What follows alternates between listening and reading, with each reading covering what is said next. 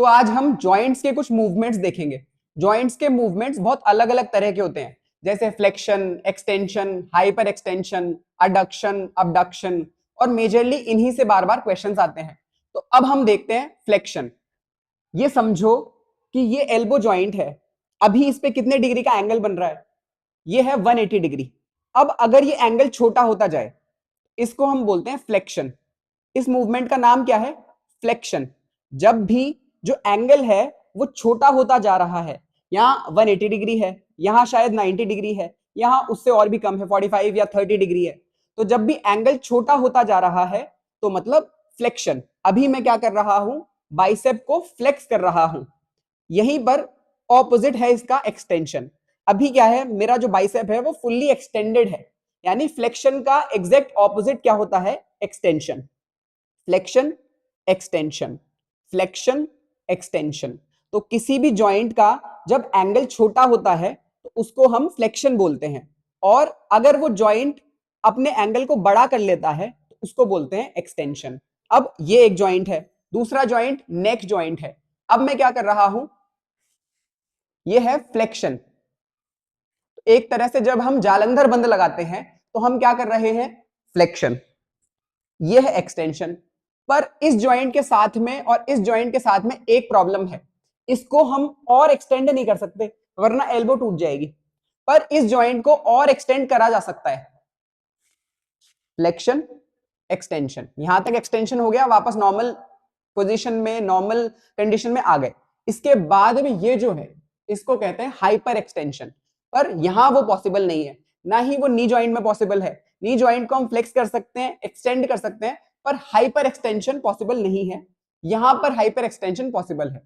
Flexion, extension, hyper extension, flexion, extension, hyper extension. तो इस तरह से हमने दो मूवमेंट्स देखे, फ्लेक्शन, एक्सटेंशन, और उसी एक्सटेंशन का बढ़ा हुआ वर्जन क्या है? Hyper extension. अब अगर आपने सेट 2026 के लिए एग्ज़ाम फॉर्म फिल किया है तो आपको पता होगा कि एग्ज़ाम में 2 महीने भी नहीं बचे हैं। 13 सितंबर को एग्ज़ाम है और सभी एस्पिरेंट्स में सिलेबस को लेकर बहुत कन्फ्यूजन है कि क्या पूछा जाएगा, कैसा पूछा जाएगा। तो मैं एक बार में ही सबका कन्फ्यूजन क्लियर कर देता हूँ कि जो नेट का सिलेबस है वो ही सेट का सिलेबस है। तो अगर आप दिसंबर 2026 में नेट के लिए अपियर होने का भी सोच रहे हो तो सेट की प्रिपरेशन नेट में भी हेल्पफुल होगी। सीधी बात करें तो मेन एग्जाम है नेट 2026 और सेट एग्जाम को एक मॉक टेस्ट की तरह देखना है। प्रिपरेशन पूरी करनी है, पर अल्टीमेट गोल तो नेट 2026 ही है। अब हमने जो ये कोर्स डिज़ाइन किया है ये सेट और नेट दोनों के लिए एप्लीकेबल है। वो कहते हैं ना, एक तीर से दो निशाने। और अभी तो एक ऑफर और चल रहा है कि फर्स्ट 30 स्टूडेंट्स के लिए लाइफ टाइम वैलिडिटी है। सिर्फ एक बार फीस डिपॉजिट कराते ही गूगल ड्राइव का लाइफ टाइम एक्सेस मिल जाएगा।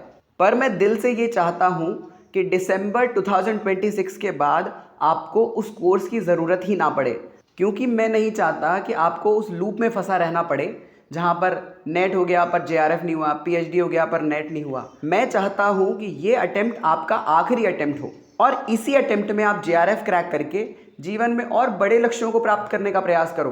अब अगर आपको कोर्स के रिगार्डिंग कोई और डिटेल चाहिए या फिर मुझसे डायरेक्टली बात करनी है तो ये फ़ोन नंबर है, इस फ़ोन नंबर पे कॉल करके आप मुझसे कनेक्ट कर सकते हो और सिलेबस के बारे में, एग्ज़ाम की प्रिपरेशन के बारे में, एग्ज़ाम के प्रेशर को हैंडल करने के बारे में, स्ट्रेस को मैनेज करने के बारे में कोई भी क्वेरी हो, कोई भी डाउट हो तो आप मुझसे डायरेक्टली पूछ सकते हो।